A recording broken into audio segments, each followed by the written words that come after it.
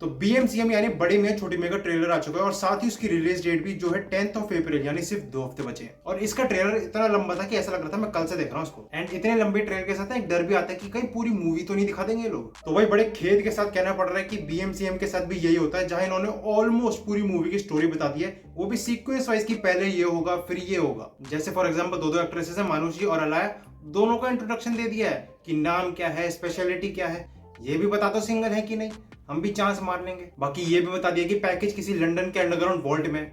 मतलब किसने मांगी है इतनी डिटेल्ड इंफॉर्मेशन। और अभी तो रुको, क्लाइमैक्स अभी बाकी है। और ये सब तो छोड़ो भैया, इन्होंने अपना मेन प्लॉट ट्विस्ट जहां टाइगर वर्सेस अक्षय हो रहा है वो भी दिखा दिया है। मतलब तुम लोग एक बार सोचो कि इस ट्विस्ट को अगर हम थिएटर में देखते तो कितना मजा आता।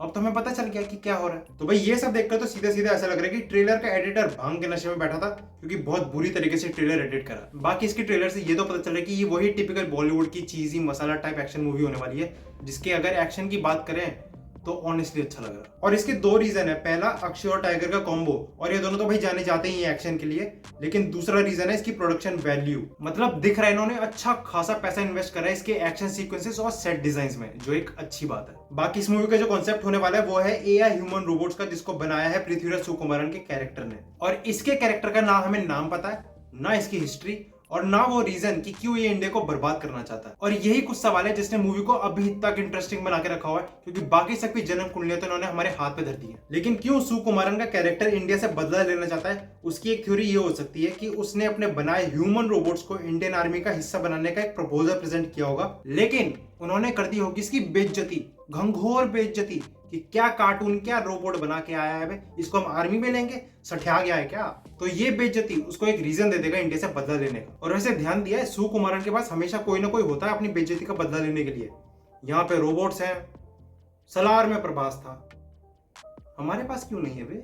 और इस बदले की शुरुआत वो करेगा आर्मी के कॉन्वॉय से एक डेडली वेपन चुरा के। और ये डेडली वेपन आई थिंक एक लॉन्चर होगा उन मिसाइल्स का जो हमने ट्रेलर में देखी। और सुकुमारन को ये कालाकंडी करने से रोकने के लिए सबसे पहले जाएगी सोनाक्षी सिन्हा, जिसको ऑब्वियसली ये लोग कैप्चर कर लेंगे और उसी पे ही अपना एआई ह्यूमन रोबोट वाला कुछ एक्सपेरिमेंट करेंगे, जिसमें वो शायद मर जाएगी, क्योंकि हमने जो कॉफिन वाला सीन देखा आई थिंक वो सोनाक्षी है। और फिर जब इनका पहला मिशन फेल हो जाएगा, ये लोग बुला लेंगे बीएमसीएम को कि आओ भैया तुम्हारी ही पिक्चर है, मारो इस एआई वाले को। बाकी जैसे मैंने कहा कि इस मूवी का जो पोटेंशियल प्लॉट ट्विस्ट हो सकता था अक्षय वर्सेस टाइगर वाला, उसको लेके मेरे दो थ्योरीज है। पहला तो ये हो सकता है कि अक्षय के ऊपर सुकुमारन ने अपना एआई कर दिया, वो हेलमेट पहना के जैसा सोनाक्षी को पहनाया था। या फिर दूसरा ये हो सकता है कि उसने अक्षय जैसा दिखने वाला एक एआई ह्यूमन रोबो बना दिया। तो मेरे हिसाब से अक्षय वर्सेस टाइगर के फेस ऑफ का रीजन इन दो थ्योरीज में से एक होना चाहिए। बाकी अगर सीधा बोलूं तो भाई एक्शन में दम तो दिख रहा है, लेकिन स्टोरी पर डिपेंड करेगा कि मूवी कितनी अच्छी होगी। और अगर इसके वीएफएक्स की बात करें तो भाई हम सब जानते हैं जहां पूजा एंटरटेनमेंट है वहां वीएफएक्स अच्छा हो नहीं सकता, और जहां अच्छा वीएफएक्स है वहां पूजा एंटरटेनमेंट में होने नहीं दूंगा। कोई सेंस है इस बात की?